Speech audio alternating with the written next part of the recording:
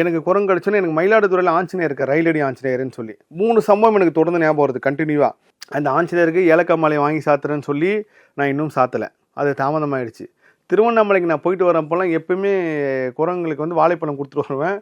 இப்போ பிஸி ஷெட்யூலில் மறந்துட்டு வந்துட்டேன். அதுக்கப்புறம் இந்த ஆஞ்சநேயர் வந்து நான் பண்ண பாருங்க. ஃபஸ்ட்டு முருகர் தாங்க. இப்போ எல்லா தெய்வமும் சக்தி உள்ள தெய்வம் தான். தெய்வம் வந்து உயர்ந்தால் தாழ்ந்தான்னு பார்க்காதீங்க. உங்கள் இஷ்ட தெய்வம் மற்ற தெய்வத்துக்காக மற்ற தெய்வங்களை சொல்லக்கூடாத ஒரு உதாரணம். அதே சமயத்தில் நான் எதுவும் தாழ்த்தி சொல்ல, என்னோட முருக பக்தினால நீங்கள் ரொம்ப பைத்தியமாக முருகர் மேலே இருந்தீங்கன்னா அப்படி தான் சொல்ல தோணும். ஸோ முருகர் வந்து எல்லா இடத்துலையும் இருக்கார். அதனால் நீ இந்த விஷயத்தை செய்ய, இந்த குரங்கு கடிச்சதுக்கு பின்னாடி இவ்வளோ ஒரு பெரிய கர்மா மாறும், கர்மா வாங்கியிருக்கான்றதை எனக்கு நிறைய பேர் ஆகமம் தெரிஞ்சவங்களாம் ஃபோன் பண்ணி எனக்கு சொன்னாங்க. இந்த மாதிரி பண்ணதுக்கு இதுதான், இந்த மாதிரி நடந்ததுக்கு இதுதான் சொன்னாங்க. ஸோ அது இந்த நீங்கள் எது நடந்தாலும் முருகரோட தொடர்பு படுத்தி பாருங்கள். முன்னே என்ன நடக்குது பின்னே நடக்குதுன்னு பார்த்தீங்கன்னா உங்கள் வாழ்க்கையில் நடக்கிற பிரச்சனைகளுக்கு தீர்வு உங்களுக்கு கிடச்சிரும்.